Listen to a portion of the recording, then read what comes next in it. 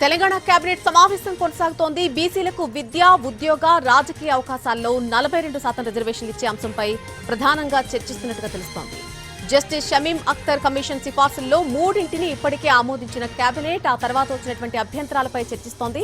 SC వర్గీకరణకు చట్టబద్ధత కోసం బిల్లుపై చర్చించే అవకాశం కూడా ఉంది.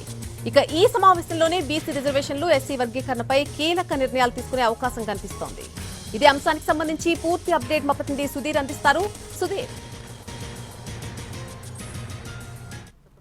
ముఖ్యమంత్రి రేవంత్ రెడ్డి అధ్యక్షతన ప్రారంభమైంది. సెక్రటేరియట్లోని 6వ అంతస్తులో ప్రారంభమైన ఈ సమావేశంలో దాదాపుగా 15 నుంచి 20 అంశాల మీద చర్చించే అవకాశాలు ఉన్నట్టుగా కూడా తెలుస్తుంది. ముఖ్యంగా 2 బిల్లులు ఏవైతే ఉన్నాయో గతంలో అసెంబ్లీ ప్రత్యేక సమావేశాల సందర్భంగా కులగణన, అదేవిధంగా ఎస్సీ వర్గీకరణ అమలుకు సంబంధించి కూడా చర్చ జరిగింది.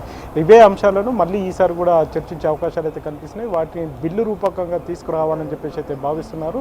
షమీం అఖ్తర్ కమిషన్ ఇచ్చిన రిపోర్ట్ ఏదైతే ఉందో ఎస్సీ వర్గీకరణకు సంబంధించి దాన్ని అమలు చేసేందుకు ఉన్న సాధ్యాసాధ్యాలన్నిటికీ సంబంధించి ఒక నివేదికనైతే తెలంగాణ ప్రభుత్వానికి అందజేయడం జరిగింది. అయితే తెలంగాణ ప్రభుత్వం దాన్ని కూలంకషంగా చర్చించిన తర్వాత దాని మీద కొన్ని సూచనలు, సలహాలు అవసరం, అదేవిధంగా దాంట్లో మార్పులు చేర్పులు అవసరం అని చెప్పేసి భావించి దాదాపు ఒక నెల రోజుల పాటు సమయాన్ని కూడా పదవీ కాలాన్ని కూడా షమీం అఖ్తర్కు పొడిగించడం జరిగింది. ఈ నేపథ్యంలోనే షమీం అఖ్తర్ కమిషన్ మరొకసారి నివేదికను తెలంగాణ ప్రభుత్వానికి ఇచ్చినట్టుగా కూడా తెలుస్తుంది. అందులో ఎలాంటి మార్పులు చేయకుండానే కమిషన్ నివేదికను తెలంగాణ ప్రభుత్వానికి సమర్పించింది. ఇదే కాకుండా బీసీ రిజర్వేషన్లకు సంబంధించి 42% బీసీ రిజర్వేషన్లు కల్పించాలని చెప్పేసి తెలంగాణ ప్రభుత్వం భావిస్తుంది. అందుకోసం ఇప్పటికే కులగణన నిర్వహించింది. కులగణనకు సంబంధించి ఒక 10 రోజుల పాటు ఎక్స్టెన్షన్ కూడా చేసి రాష్ట్రంలో కుటుంబ సర్వే కూడా నిర్వహించింది. ఆ తర్వాత వచ్చిన మార్పులు చేర్పులు ఏవైతే ఉన్నాయో ఆ మార్పు చేర్పులకు సంబంధించి కూడా మొత్తంగా ఈ మరొకసారి కేబినెట్లో చర్చించి ఒక నిర్ణయం తీసుకోవాలని అయితే భావిస్తున్నారు. ఈ 2 బిల్లులకు సంబంధించి కూడా ఇక్కడ చర్చ జరుగుతుంది. ఇవే కాకుండా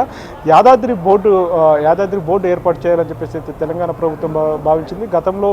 గత కేబినెట్ సమావేశంలో కూడా ఈ బోర్డుకు సంబంధించిన చర్చ అయితే జరిగింది. గతంలో ఈ బోర్డుకు సంబంధించి లా డిపార్ట్మెంట్ నుంచి పూర్తి స్థాయిలో అనుమతి రాకపోవడంతో దాన్ని ఇంప్లిమెంట్ చేయలేదు. ఆ తర్వాత ఇప్పుడు లా డిపార్ట్మెంట్ నుంచి పూర్తి స్థాయిలో అనుమతి వచ్చిన తర్వాత బోర్డు ఏర్పాటుకు సంబంధించి ఒక నిర్ణయం తీసుకునే అవకాశాలు అయితే కనిపిస్తున్నాయి. ఇదే కాకుండా హెచ్ఎండిఏ పరిధి విస్తరణకు సంబంధించి కూడా చర్చ జరుగుతుంది. గతంలో ఉన్న హెచ్ఎండిఏ పరిధి ఏదైతే ఉందో దాన్ని త్రిబుల్ వరకు, అంటే రీజనల్ రింగ్ రోడ్డు వరకు కూడా దాన్ని పెంపు ప్రతిపాదనలు ఏవైతే ఉన్నాయో వాటి మీద కూడా కేబినెట్ కూలంకషంగా చర్చించే అవకాశాలు అయితే కనిపిస్తున్నాయి. ప్రస్తుతం 7,000 చదరపు కిలోమీటర్ల విస్తీర్ణంలో హెచ్ఎండిఏ విస్తరించి ఉంది. దాన్ని 11,000 చదరపు కిలోమీటర్ల వరకు విస్తరించాలని చెప్పేసి అయితే భావిస్తున్నారు. 2 జోన్లుగా విభజించే అవకాశాలు అయితే కనిపిస్తున్నాయి. గతంలో 7 జిల్లాల పరిధిలో హెచ్ఎండిఏ విస్తరించి ఉంది. ఇది రాబోయే రోజుల్లో 11 జిల్లాలకు విస్తరించే అవకాశాలు అయితే కనిపిస్తున్నాయి. వీటన్నిటికి కలిపి సాధ్యాసాధ్యాలను ఈరోజు కేబినెట్లో చర్చించే అవకాశాలు అయితే కనిపిస్తున్నాయి. వీటితో పాటుగా ప్రధానంగా బీసీ రిజర్వేషన్లు, ఎస్సీ వర్గీకరణతో పాటు ఇప్పుడు ఎమ్మెల్సీ స్థానాలకు సంబంధించి కూడా చర్చ వచ్చే అవకాశం ఉందా ఈ రోజు కేబినెట్ మీటింగ్ లో?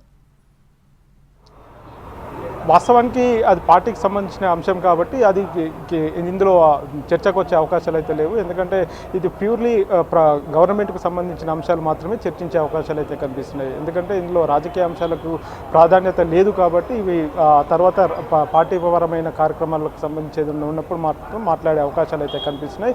అయితే వీటితో పాటుగా అసెంబ్లీ ప్రత్యేక సమావేశాలు ఏర్పాటు చేసే అవకాశాలు ఉన్నాయి కాబట్టి వాటికి సంబంధించి చర్చ జరిగే అవకాశాలు అయితే కనిపిస్తున్నాయి. ఎందుకంటే కేబినెట్ ముగిసిన తర్వాత అసెంబ్లీ ప్రత్యేక సమావేశాలకు సంబంధించి ఒక నిర్ణయం తీసుకోవాల్సిన అవసరం అయితే ఉంది. ప్రస్తుతం బడ్జెట్ సమావేశాలు కూడా తెలంగాణలో కొనసాగాల్సిన అవసరం ఉంది. కాబట్టి దానికంటే ముందు అసెంబ్లీ ప్రత్యేక సమావేశాలు నిర్వహించి ఆ తర్వాత బడ్జెట్ సమావేశాలు నిర్వహించాలా, లేకపోతే 2 కలిపి ఒకేసారి బడ్జెట్ సమావేశాలు కొనసాగించాలా అనేది కూడా ఒక చర్చ జరిగే అవకాశాలు అయితే ఉంది.